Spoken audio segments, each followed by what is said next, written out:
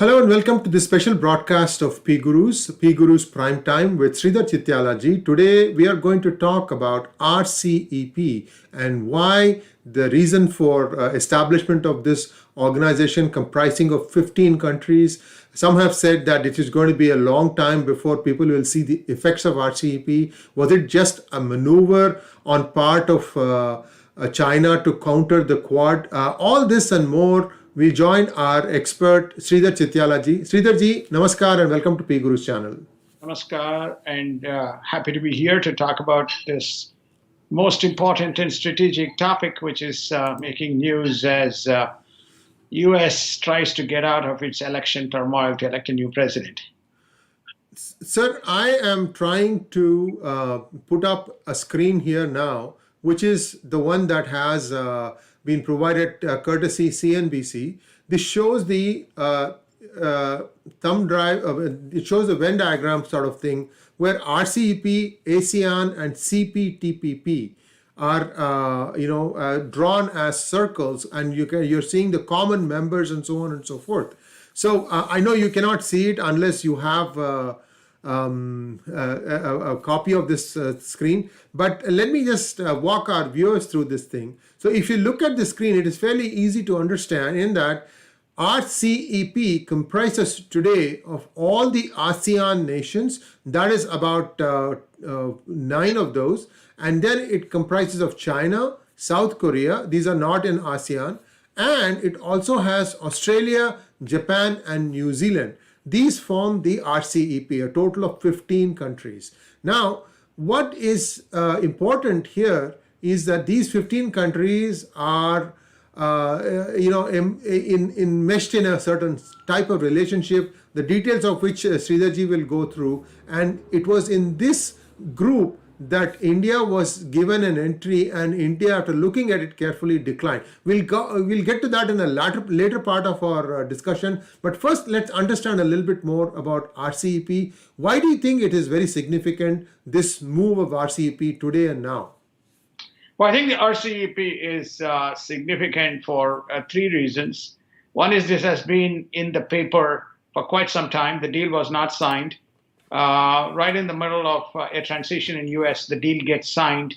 It's a coup for China because China has been fighting with other countries on so many issues, right from border skirmishes to issues surrounding COVID. There's been a lot of what you call, bad blood in terms of the consequences of the COVID and what it has done to many of the economies.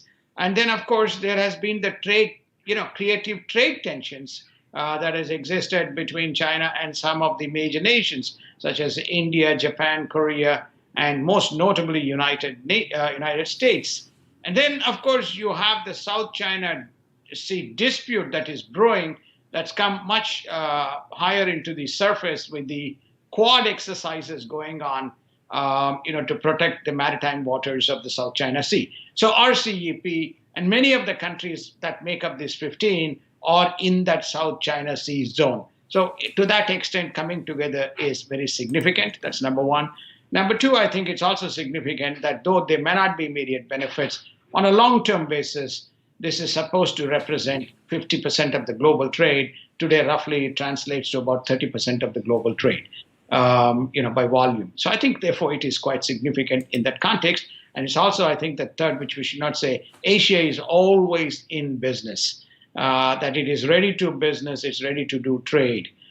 So those are the 3 kind of overarching messages that one can look at from an RCEP announcement point of view. City Research says that this announcement is some sort of a coup for China. And why do you think they are perceiving it that way, sir? It's an opinion. And it's an opinion that is stemming from the 2 attributes that I mentioned to you.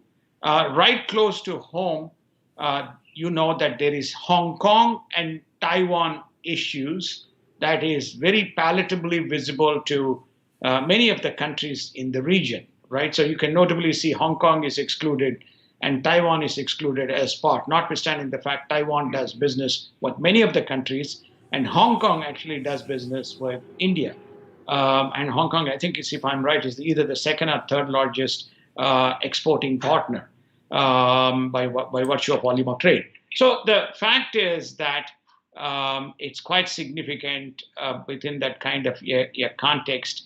And so I think I would say that would be. And the second is that there is tensions that's brewing in India, between India and China in the north, and where many countries are concerned about the consequences of that specific tension. Right? It still kind of lingers here, lingers there. There's no resolution. And also, when you look at east of India, which has been the point of contention, northeast as it's called in India, northeast is a contention in terms of the sovereignty between China and India. So therefore, when you look at that, and China is trying to build an eastern passage into Myanmar, Cambodia, Laos, and Thailand through that kind of same corridor, linking all the way. And that can potentially cause a lot of problems for India from a national security kind of point of view. So when you look at these factors, there is kind of there are the strategic thoughts in the minds of many people. Now, coming in the backdrop of the United States-China tensions, we remember that we have been having discussions and disputes for the last 2.5, 3 years of Trump presidency, where tariffs have been levied on China. China retaliated by refusing to buy soya beans and sourcing it from some other countries, and now there is a bit of a thaw there. And then COVID happened, and we don't even know what sort of punitive measures US is going to take, and US is going to most likely bring the rest of the world behind it before it starts acting against China. However, in the middle of all this, there is a likely change in the presidency of the United States. So all these things are, happening. At the same time, China goes ahead and, starts ratcheting up RCEP. How do you see that in the backdrop of the continuing US-China tension, sir? Well, I think it's very fluid.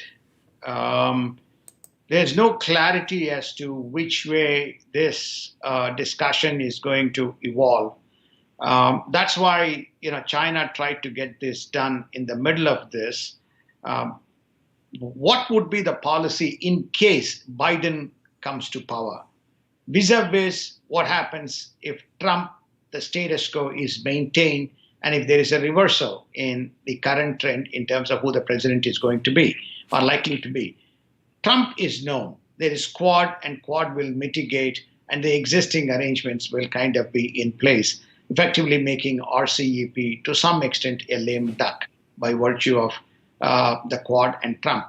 Whereas in the case of Biden, what policy he would adopt with China, whether the same course or whether he will be tough on China but inept in the Indo-Pacific region, which is where the main RCEP location is, we don't know. All he has indicated is that he likes to see an open and free Indo-Pacific trade zone. That's about it. Other than that, there has been no specific policy statement from him, or whether he would take a benign indifference to Chinese activity in Asia, also don't know. But remember that US has significant amount of trade, strategic activity from a security point of view, its naval forces, all in the region. It still has a it has a security treaty with Philippines. It has a footprint in the Koreas. It has a footprint and trade partnership with Japan and Australia, and now, of course, with India. So how all these things are going to play out under one administration is known, which is Trump.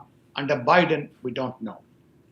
Sir, there is also some other interesting side currents going on. That is that Japan and Australia have also signed some agreements. And what do these mean? So I'm trying to make sense of this. You have this thing called RCEP, then you have something called as Quad, and there are some common members, Japan and Australia, in between these. So are they trying to ride with one leg on one horse, and there are two horses here, RCEP and Quad? What do you make of all these other agreements that Japan and Australia are signing? Well, it's a fascinating question. RCEP was in discussion right from the time, Obama administration. It's been going on for almost, close to 8-10 years, right? It's come to fruition now.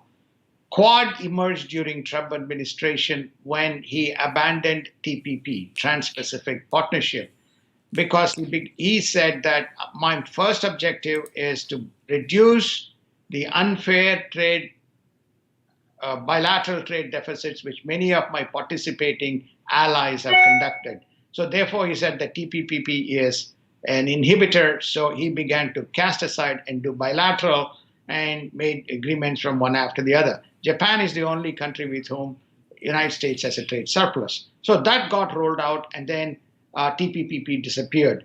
And then when TPP disappeared, minus China, those 5 nations that you have there, they began to form a different partnership, and they called it as comprehensive and progressive kind of Trans-Pacific Partnership.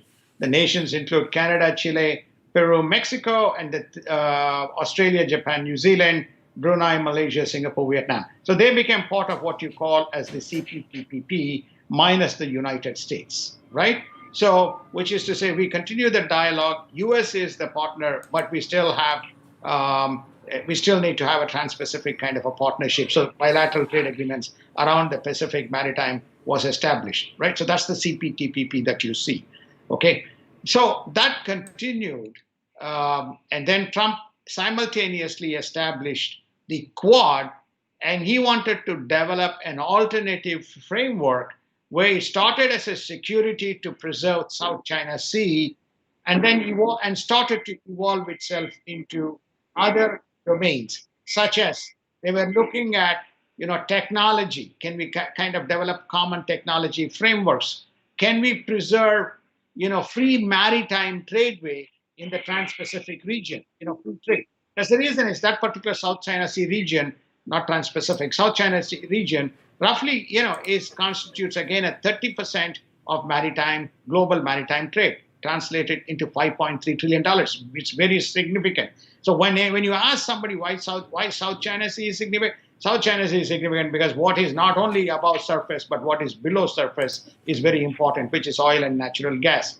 So the Trump administration's policy changed direction and began to put focus on current and future that is to come.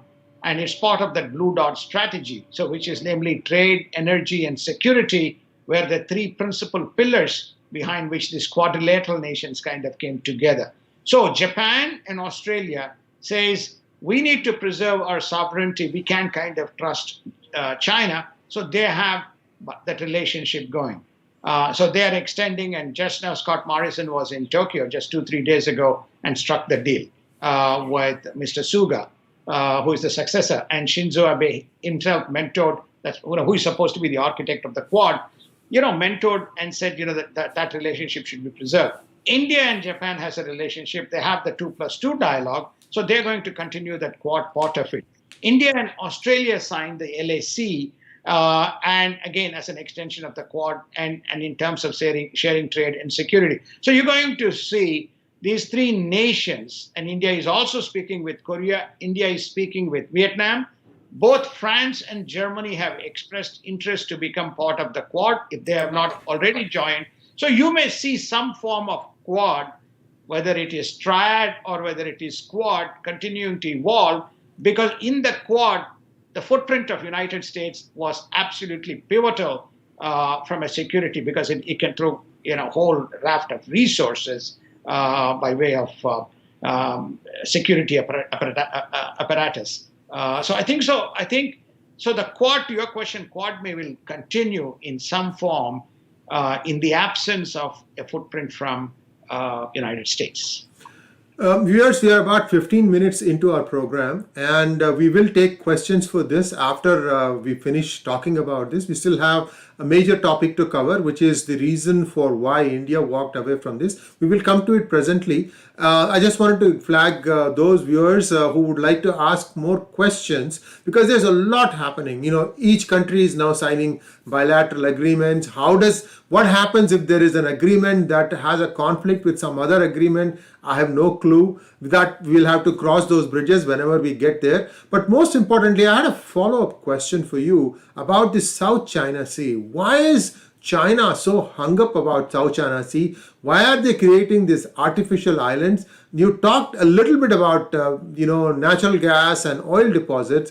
How do you see all these things? Is that the only reason why China is interested, or is there more than meets the eye? Well, again, to China, it is again about security, it is about energy, it's about trade, it is about its ethos and principle. China never plays second fiddle to anybody. It is China and the Chinese way. Now, we talked about the trade. It's $5.3 trillion of trade. It is 33% of global maritime trade. That's what it translates to. Then I said the Chinese estimate, whatever, 125 billion barrels of oil and 500 trillion cubic feet of natural gas. Both are important ingredients to preserve the domestic security of its energy needs, both from a consumption for its automobiles, manufacturing industry, as well as domestic consumption, domestic fuel consumption. So it is also a significant security issue for China from a domestic consumption point of view. Also, I think that the person who controls South China Sea has a tendency or a capability to control things such as there are narrow maritime kind of gateways which interconnect, 12, 13 nations around the South China Sea. Be it Philippines, be it Indonesia, be it Malaysia, be it Brunei, be it Singapore, be it Cambodia, Laos, Vietnam. You have all these little maritime, because all of them dip into South China Sea. The ruling is, up to 20 miles into the sea, you own sovereignty, up to 100 miles, nautical miles in, you can create a free trade kind of a zone. So there's a very fine line of maritime, if we can, when we get a chance, we put up a map. It's a beautiful kind of finely agreed maritime understanding. But China feels that whosoever controls that particular region will effectively control the addressable units of trade that is to flow in the next 10, 15 years, because what you have is not tapped.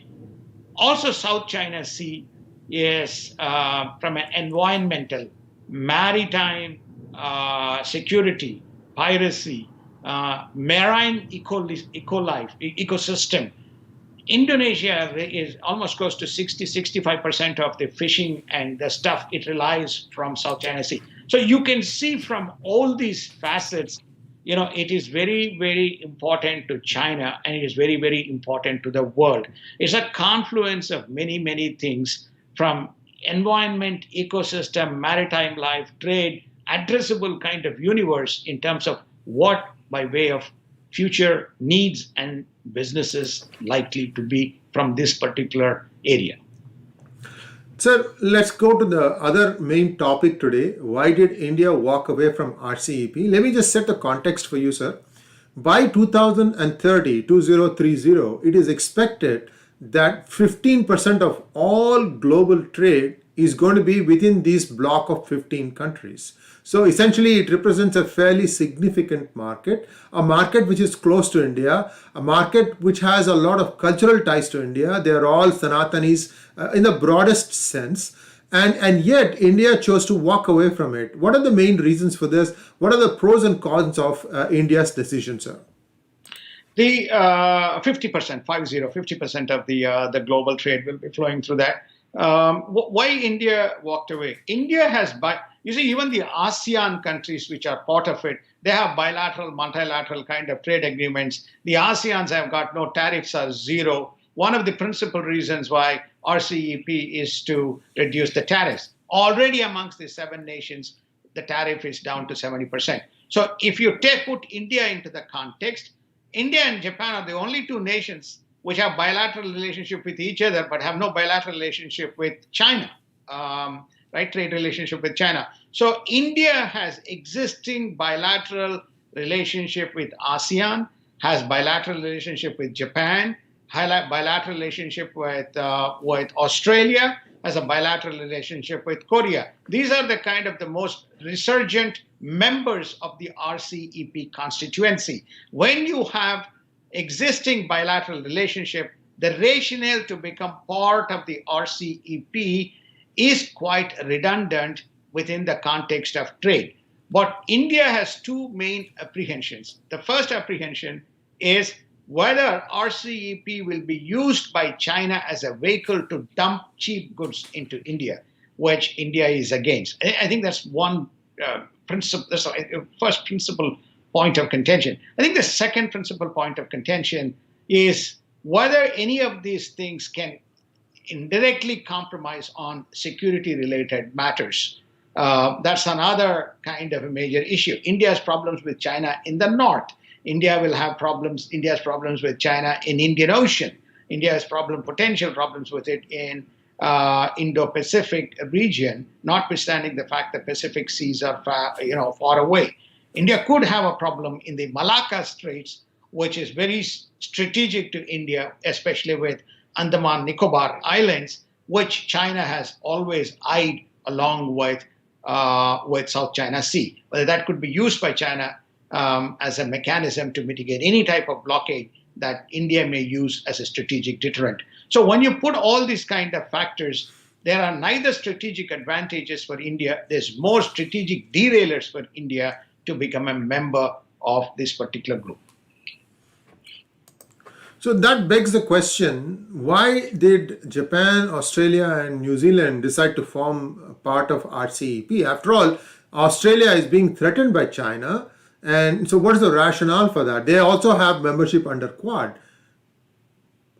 See, the way the Chinese relationship initiates itself is that it is a willing and able trading partner. When you look at history of China, right? It's a willing and able Chinese partner.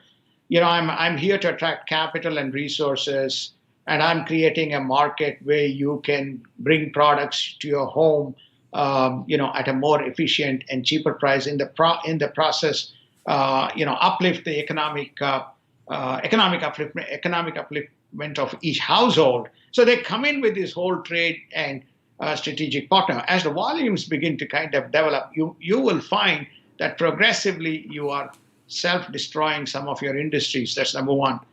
And number two, what you find is that they begin to slowly impose their will, as has happened in Australia, right? Which is to say, staking claim, asking for strategic assets, investments into Australia, which is real estate and all those kinds of things.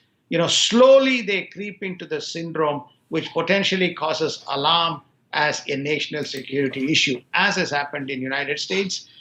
Fortunately, Japan is a small island or set of islands. Even there, they have some disputes in the Pacific Sea with Japan. So mostly China. With China, you mean? With China. China and Japan have disputes. Yeah, go ahead. Yeah. China and Japan. So most of them start small and then it evolves into a bigger issue. Trade is attractive, market of China is attractive, but the market access that everybody was promised has not happened. And that's a part of the WTO. So when you look at your past 30 years history, it's not happened. The market access has been very contained or mitigated or very controlled. And then, of course, you have the intellectual property and so on. The other thing that one has to also say is it's the only country where the sovereignty of a nation, which was contested by Philippines, the International Court of Justice passed a ruling against China. And China never heeded to that because there is no enforcement possible. If that is the kind of attitude China takes, then why are these countries signing RCEP? Now, they're signing the agreement, which is already in place. And some of these trades are already in place, as I mentioned to you. It is more a figurative kind of an agreement. It is more ceremonial agreement that started some 12 years ago, has reached a stage. In the meanwhile, nothing has stopped from these countries to selectively go forward with their trade and practices, but with a lot of caution, right?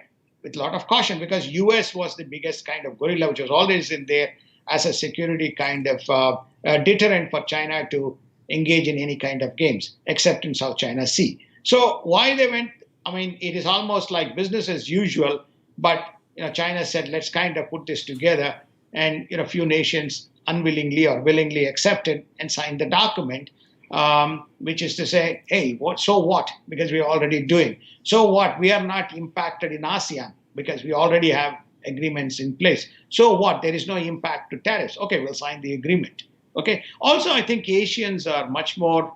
They do not take a strategic leap, but they always are cautious in terms of their approach. That they also look at what's the downside risk. The downside risk is zero. What's the upside risk? The upside kind of potential is at least there'll be no tensions and we can continue while we wait and watch what happens to the world in the next 24, 48, next 24, 36, 48 months. Yes, indeed. There is a lot of uncertainty because of the COVID virus, because the economies of many countries were chugging along quite well before that, and this has kind of put a spanner in the works. So, unless you So, want to add something to what you want to say, sir, right. I'll let you finish the thing, then we'll go on to questions, sir. I think it's also decoupling of US-China tensions. So because this RCEP gives a framework for many of these countries to intertrade, not necessarily they have to bring China into each of these trading equations. So there's a framework for Japan, the other Australian countries, CPTPP nations, all into the main fold as part of the RCEP. Otherwise, they were standalone. CPTPP was a standalone agreement. So, to some extent, the Trans-Pacific has given life. Remember, there's quite a few countries in the Trans-Pacific. The three: Australia, Korea, New Zealand, and then you have Peru, Canada, Mexico, Chile. So those countries, come into the kind of the trading equation. To that extent, they benefit, and nations can trade independent of the U.S.-China tensions. I think that's one of the reasons why. That's one of the three or four prime drivers behind the RCEP formation. Thank you, sir. And let's now go on to some questions. The first one I think we've already answered, but you can add to whatever we already did. RS from Chennai asks, why Australia, Japan, Vietnam, ASEAN countries sign when they are being bullied by China? I think that this is I think the further I just gave you the answer. They Yeah. basically decouple the U.S.-China tensions. The RCEP framework gives an extension for them to trade with all other nations. They can exclude China. China is part of it, but there's no mandate to say that it is mandatory that every trade should be running by China. So, for example, Singapore can trade with Peru, Australia can trade with Canada, or Vietnam can trade with Peru. So it gives them much broader strategic framework, not necessarily with China as the fulcrum. The next question is from Rahul Prabhakaran. Sir, could you elaborate on Japan Australia cooperation on hydrogen economy? Will such technology sharing be part of Quad just like the 5G?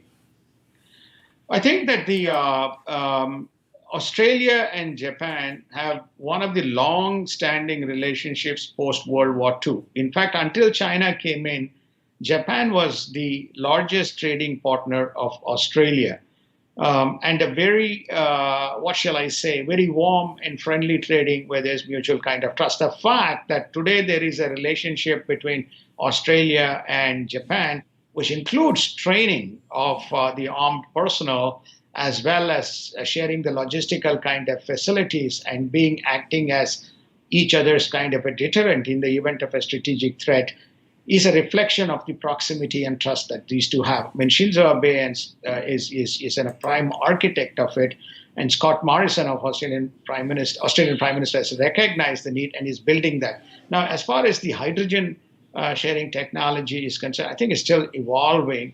And my view is that anything that is shareable, Japan will be willing and happy to share because its economy requires growth. It is sub 1% growth, it requires growth. So Australia is a comfortable market. Now, in terms of Quad being extended, I think there is a broad understanding if Quad continues in its form that beyond 5G, they will look at all areas of interest, including the hydrogen technology or the new forms of battery storage. All they will look at all forms because there is a trust factor amongst the four nations to develop. I mean, France and Germany is coming in. That's also a very big kind of a plus into the Quad. We should not undermine. France and Germany brings the other side of the Atlantic into the South China equation or into the Quad equation. So therefore, there's every reason to scale that. So viewers, we are not taking any more questions. We still have a few more questions to work through, and we are already at our 30-minute mark that we set ourselves for this discussion. So the next question is from Vishant Naik. Dairy agriculture products from Australia, New Zealand and electronic steel from China will pose problem for domestic products in India if India signs RCEP. I mean, I think he is trying to drill down to more specifics in terms of dumping. Well, I think the RCEP there's both in all the trade agreements, there are what you call deterrent factors that preserves the sovereignty of each nation. Nobody is going to be able to dump rice into Japan just because they're part of the RCEP. There are certain industries which remain the barriers by virtue of whatever their national parameters are in terms of what they're willing to trade and what they are not. So these are the tariff reductions are around agreed set of commodities and products that they will say they're prepared to trade, and they form the list. It doesn't mean, RCEP does not mean that everything that is bought, everything that is produced has to be exported, and every partner who is in the RCEP must accept it. So the next question is from Jiten Dhere. Can or is Quad making a bigger alliance to end China's hegemony in rare earth metal supply? We're getting into specifics, guys. I think we are more at the policy point of view. I'm not going to, force Sridharji to answer this question, but please let me know, sir, if you feel like you have the data. I want to make one important distinct point as far as India is concerned. The India post-COVID situation, China had problems with two countries, Korea and Japan, where there was incentivized programs to move industries from China into other Asian countries. United States has also embarked in a major drive to move. For example, the Apple manufacturing coming, some of the electronics manufacturing coming from United States into India is an example. Our mobile device manufacturing. Similarly, from Korea and from Japan, manufacturing moving to India around the mobile is an example. Under what you call as PLI program, planned licensed incentive program. One industry Modi ji had set up mobile. I think he has now extended the PLI program to 10 different sectors. And I think in the current third or second stimulus budget, he has set aside even a larger amount to attract 10 specific industries, ranging from electronics, pharma, auto, and so on. So therefore, it also begs the question, when they have a very specific PLI type of program, which they are offering incentives for a number of industries in the region through their bilateral partnership, the question for RCEP does not arise because you need an RCEP for that purpose. So India seems to have thought out exceptionally well, how to kind of address these issues. To me, Quad is a broader security architecture plus governance and maritime trade and protection of marine ecosystem and piracy and all those kinds of things. The trade they will address, India will address, since Indian people have India will address trade through bilateral, and it has bilateral with everybody except China in that list that we have, that bubbles the Venn diagram. It has bilateral with everybody. Plus, it has a PLI program which is budgeted, which brings industry and trade into India on terms that works for India. So therefore, RCEP in no way is a mitigator. And so I think it has made a right strategic choice, both in a political context as well as in an economic context. Finally, on the investment side, many of these countries are big investors. Japan is a big investor. Korea is a big investor. Singapore is a big investor in India.